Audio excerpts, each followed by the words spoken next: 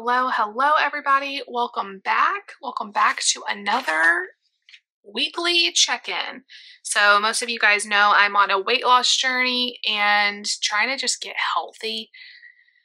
I followed the Optavia plan and I am down almost 60 pounds. I am right there at 60 pounds in 6 months. And then my husband joined me 3 months ago and he is down over 50 pounds. So I wanted to talk to you guys about the emotional eating side of this because I can get on here and tell y'all about our weight and about the food we're eating and about the water we're drinking. But if we don't ever talk about the bigger reasons of why we were overweight and what we're doing to make sure that we work on those issues so that we don't repeat those issues, like, what's the point? So I think this is why so many of us gain and lose the same, weight all the time. Like, you can lose it, but can you maintain it? And so I wanted to kind of talk about that. But first of all, let's get into the numbers. Weighed in, this was a great week. I went to the gym 3 times last week. That's the only times I could go. We are really busy. May is kicking my tail. It's like busier than the holiday season between church events and kids' school events and everything else. It is just a really busy month. And so I'm just going to sneak time in the gym when I can. But I'm really enjoying it. I have found myself being more productive during the day because of going to the gym. Also, just like more mental clarity. So that's been really great. I've really been enjoying that. And otherwise, it's been a really good week, except for the stress, so which we're going to talk about. I was only down 0.3 this week. I figured with starting at the gym and all that, the scale may be a little bit wonky. It is what it is. Like I said, I am like 0.2, I think, 0.3 away from hitting 60 pounds lost. So I'm right there at that threshold. And I don't know, 60 pounds seems like a lot of weight. And it is. David weighed in this Monday as well, and he is down 1.5. So he has lost consistently every single week. He has never stayed the same. He has never gained. He is doing amazing. He is down now 52 pounds or something, and I'm just so proud of him. But I wanted to kind of talk about something, like I said, the emotional side of this, and put it with this because it is such a big part of my journey, learning about why I struggle with food and also food addiction. Food addiction seems like really oh, that seems really dramatic. But those of us, and not everybody who's overweight struggles with food addiction, but those of us that do, you know how hard it can be. And I wanted to read a few statistics here. The average prevalence of food addiction globally is 20%. 20%. In the US, more than 70 million adults are believed to be addicted to food. That is crazy to me. Eating disorders rose from 3.5% in 2000 to 7.8% in 2018, and it's reaching 9% in 2023. Why is it going up? Why are so many of us struggling with food addiction? I think one of the reasons is it is everywhere. Food is everywhere. Every event you go to, every time you just drive to the bank or like wherever you go, you pass 1 million, it feels like, billboards and restaurants and coffee shops. And, you can't go to hardly any event you're bombarded with food all the time. And it's very accepted and part of our culture to eat. And, just thinking like in terms of other addictions that people have, it is the most accepted. It is the most pushed on you. I follow someone who in their past was addicted to hardcore drugs like crack cocaine, like really like meth, like really big, hard, like people would be like, oh my gosh, yeah, that's a bad addiction. She has said like she went from that addiction to food, and she has said battling the food addiction was so much harder. Coming off of sugar was so much harder than coming off of crack cocaine and meth. That's just crazy to think about. Like, it is a really hard addiction to beat because again, food is everywhere. We can't just never eat again. It's pushed on us. Like nobody would ever come up to you, or most of the time, I guess, come up with you with meth and say, you should take this, you can stop hanging out with those friends that are bad influences and find, but food is literally everywhere. And so also, so many of us use food to numb our emotions. I wanted to read some of these quotes and see if you can relate to any of them. If you've ever said or thought any of these, I bet you probably have. I know I have most of these. Food is always there for me. It's like a friend I can count on when I'm lonely. I feel this way a lot. It feels good to eat because it does feel very comforting. It feels like food is a friend. It's always there for me. I don't want to feel empty, and eating helps me feel full. I love the feeling of being really full. It's almost like, although I love it for like 2 seconds and then it hurts. You ever eaten so much that you're like, okay, I can't breathe. Like that is a terrible feeling. But so many of us are trying to fill a void that we are experiencing. And so to eat a lot feels very soothing. How about this one? This quote that somebody was struggling with, it really touched me. My friend doesn't like me, and when I go to her for help, she criticizes me. I hate that. And then I binge.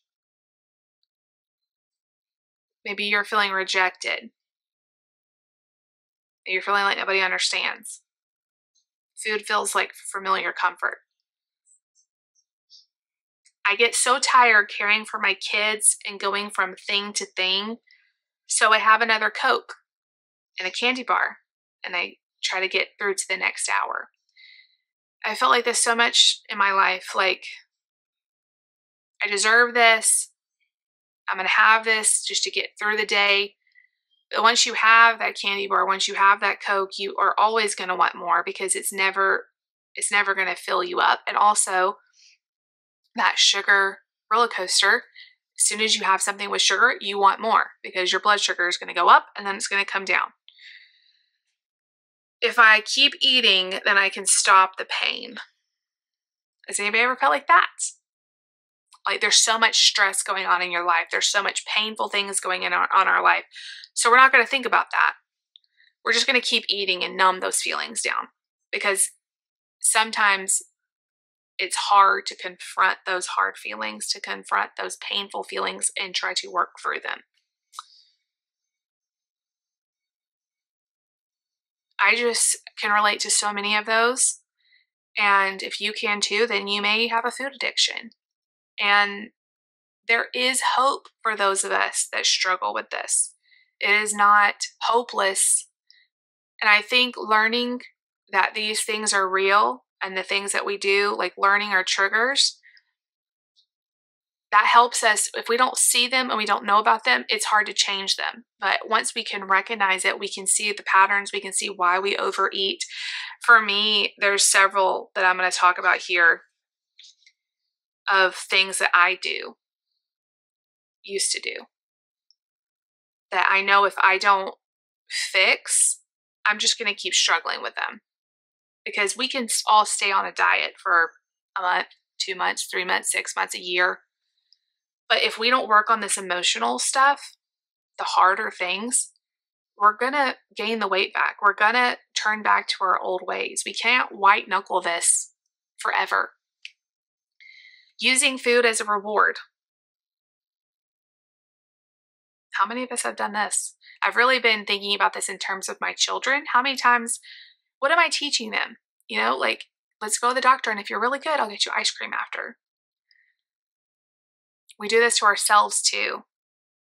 Okay, I survived that really stressful thing. Now I'm going to go eat. How many of us have done this with weigh-ins? I had a great weigh-in. Now I can go have that piece of pizza because I'll have time before the next one to like work it off. I heard somebody say this and I thought it was so good. You are not a dog. Food isn't a reward. I fully believe God created foods for us to enjoy, and there's nothing wrong with enjoying food, but also we don't have to treat ourselves because we've done something good. We're not a dog. We can have something because we enjoy it, but attaching it to like a good or a bad experience, I don't think that's healthy, because then what is it teaching our children? What is it teaching us? When we have really happy things, or if we have really sad things, we can turn to food and it's going to make us feel better. How about using food to fill a void? I've struggled with this my whole life, feeling like food is a friend, like we talked about a minute ago. When I feel lonely, and I will tell you, I feel lonely a lot. We've moved around this country and I feel lonely a lot. I feel lonely as a mom who has had little babies and now they're growing. When I was stuck in that like diaper stage, you feel like all you see are the inside of your four walls, and you feel really lonely.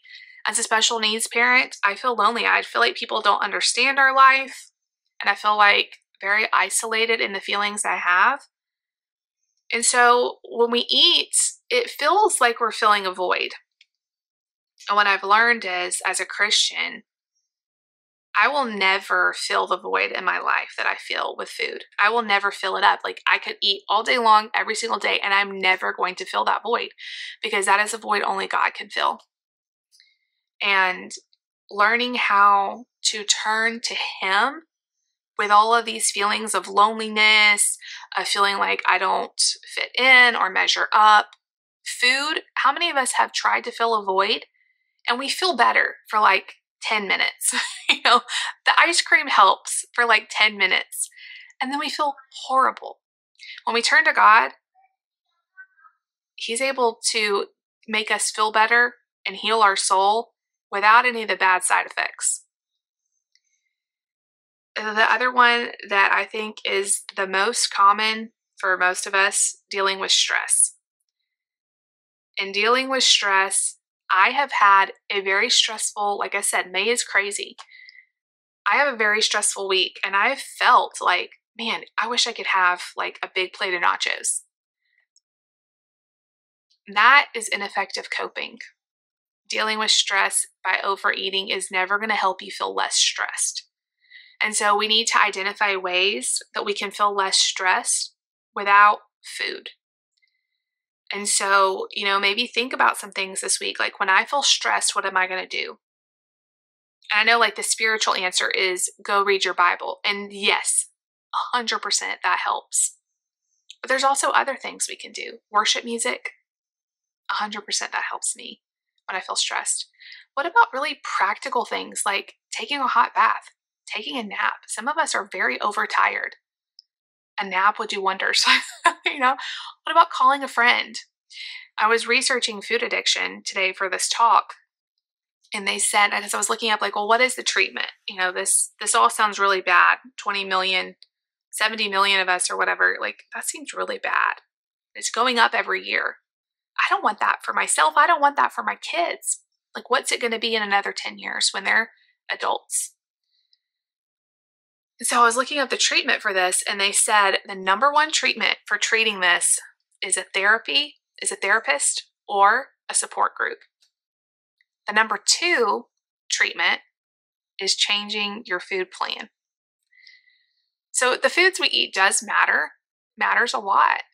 Because like I said, when you eat sugar and you eat a lot of stuff like that, you're going to have more cravings. But the number one thing is finding support outside of food. Talking about it. As a Christian, giving it to God. But maybe it means calling a friend and being honest with your feelings. Having a support group that gets this. Because not everybody does. Some people are like, what's the big deal? Just put the food down. Are you kidding me? But for those of us that struggle with this, it's a way bigger deal. I love this quote. Food addiction is a heart issue and a spiritual battle where we take our eyes off of Jesus and we make food our God instead. That seems really like, okay, that's dramatic. But think about it. Like, what we give our attention to is our God. And so many of us with food, like, I know when I've been like in the throes of dealing with this, it's all I think about. Like I eat breakfast and then I think, well, what am I going to have for lunch? And I need a snack. And we're going to, get in the car and go to a doctor's appointment. And I really, really want to get a coffee on the way. That is making food our God. How much of our day do we spend doing the things God wants us to do? Spending time with Him and His Word. Do we spend just as much time doing that as we do focusing in on food? And that balance is one that I'm trying to tip, because I don't want that for myself and I don't want that for my family. And I don't want to always turn to food with the stressful times in my life. Like, I don't want to do that at all. I want food to be in its proper place. You always hear the quote, food is fuel. And I do think I get what people are saying. Yes, food is fuel. We should look at it as it's fuel. But to me, I always kind of got irritated with that, because it's like, yeah, food is fuel, but we're not all sitting around eating chicken and veggies. Like, if food was just fuel, then we would eat like perfectly, because it would just be fuel. But I do think God made food to taste good for a reason. And there are foods that we can enjoy. But I want food to have the proper place where I can enjoy it. I've used this analogy on here before, so if you've heard me say this, I'm sorry. But I think it's so good. You enjoy a hot shower every day, or however often you get one. When you're in there, you're getting a hot bath or a shower, you feel so good. It's really nice. But do you obsess about the hot shower every day?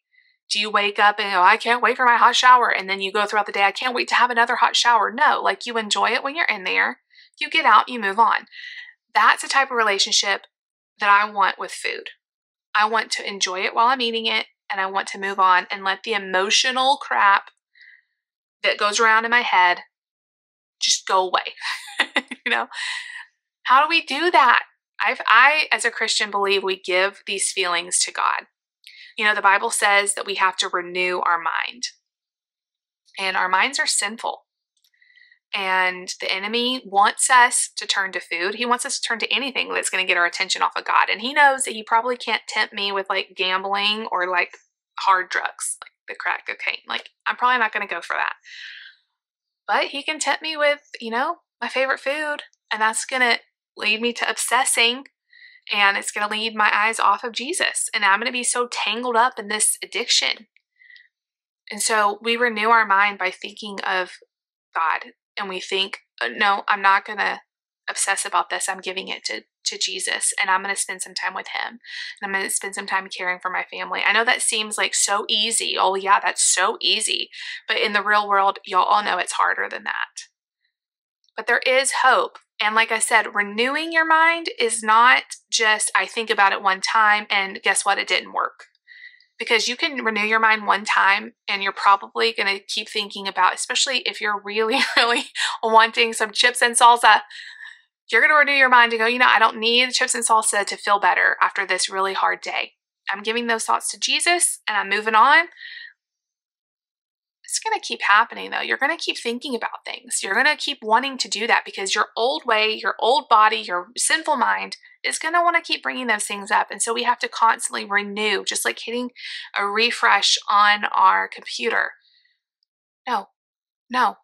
If you have to say it 100 times, you give it to God. And I know this seems easy, and I'm not saying that I have it all figured out. Also, I think talking about it with like-minded people who struggle with the same thing. I think this conversation we're having right now, I hope that it's speaking to someone. And I always try to think, what would I want my daughter to do? What would I want for her life? I wouldn't want her to struggle with this. I don't want to teach her that this is okay.